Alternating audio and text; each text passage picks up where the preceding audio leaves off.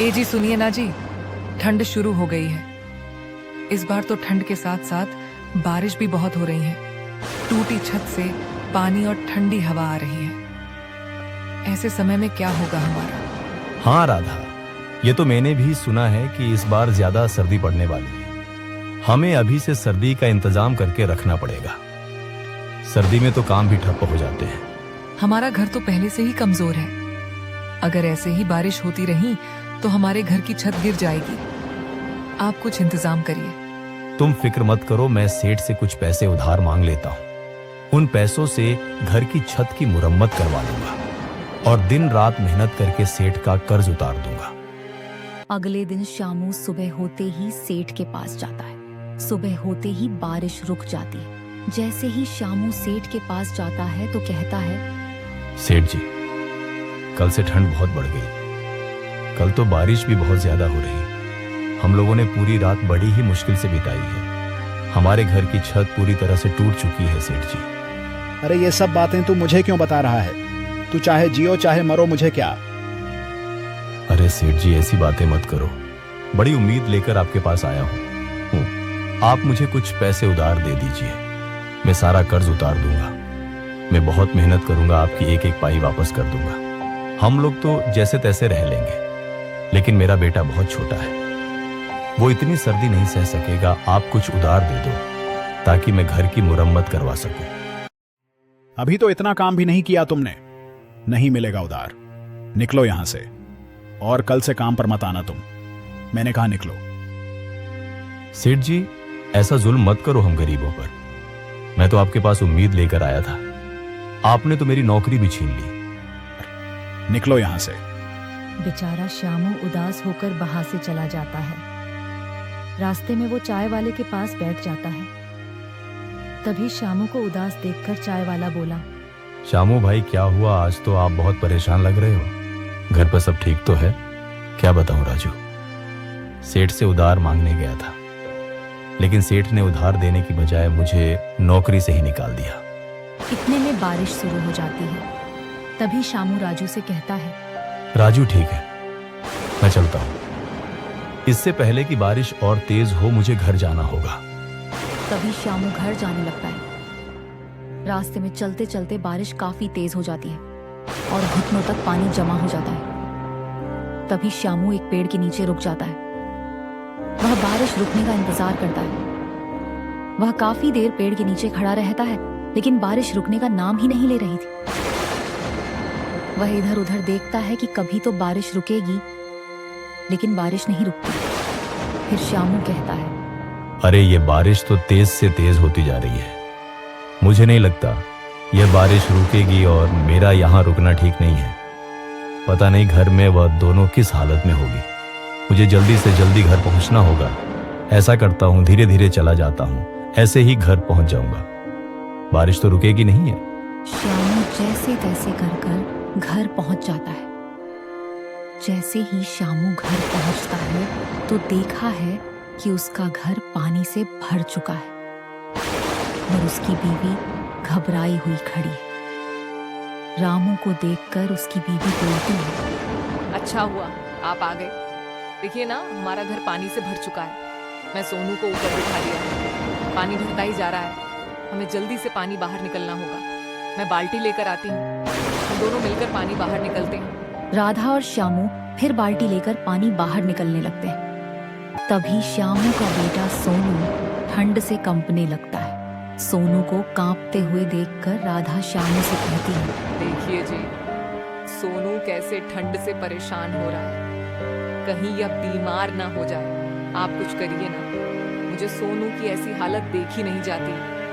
कितनी ठंड लग रही है उसे बेचारे को। अरे राधा, अब मैं कर भी क्या सकता हूँ? बारिश इतनी तेज हो रही है, जगह जगह पानी खड़ा है। अब कुछ नहीं कर सकता। अब तो भगवान के भरोसे हैं। सब कुछ तुम भगवान पर भरोसा रखो, सब ठीक हो जाएगा।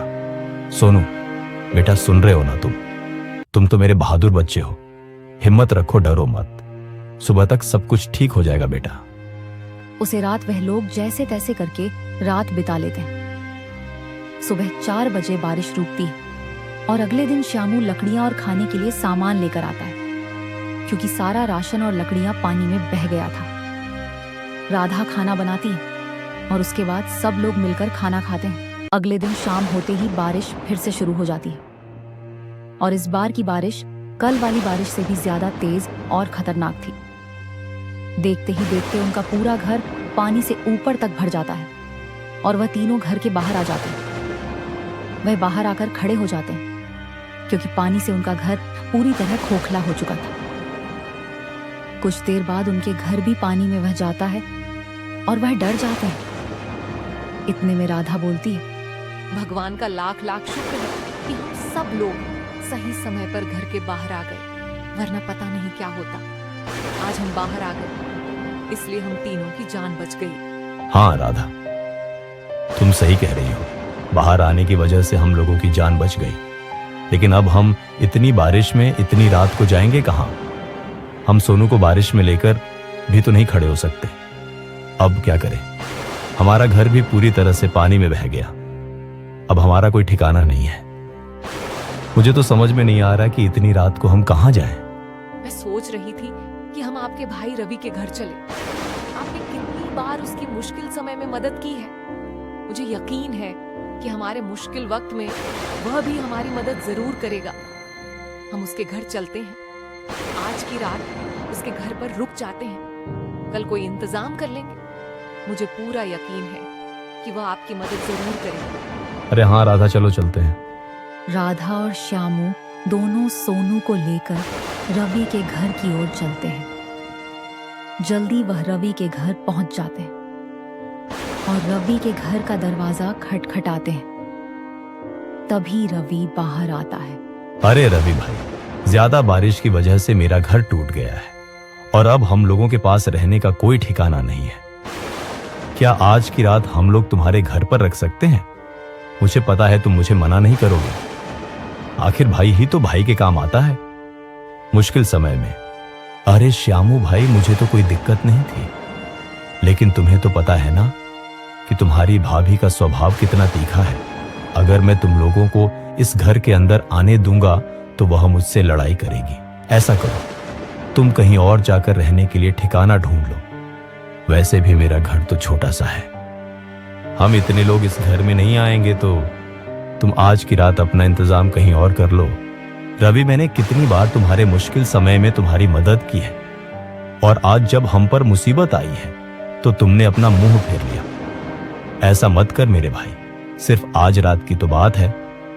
मैं अपने छोटे से बच्चे को कहां पर लेकर जाऊं? रवि, तू सिर्फ आज की रात मुझे अपने घर में रुकने की जगह दे दे। कल से मैं कहीं और अपना ठिकाना ढूंढ लूंगा। मैंने कहा है ना, तुमसे चले जाओ यहां से। पता नहीं कहां कहां से आ जाते हैं मुंह उठाकर। उसके बाद श्यामू और राधा अपने बच्चे सोनू को लेकर मुखिया के घर पर जाते हैं और मुखिया के घर का दरवाजा खटखटाते। तभी मुखिया बाहर आता है। अरे मुखिया जी, हमारा घर बारिश में पूरी तरह से बह गया है और हमारा रहने का कोई ठिकाना नहीं है। बारिश भी हो रही है, ठंड भी बहुत ज्यादा है। क्या आज हम आपके घर पर रख सकते हैं?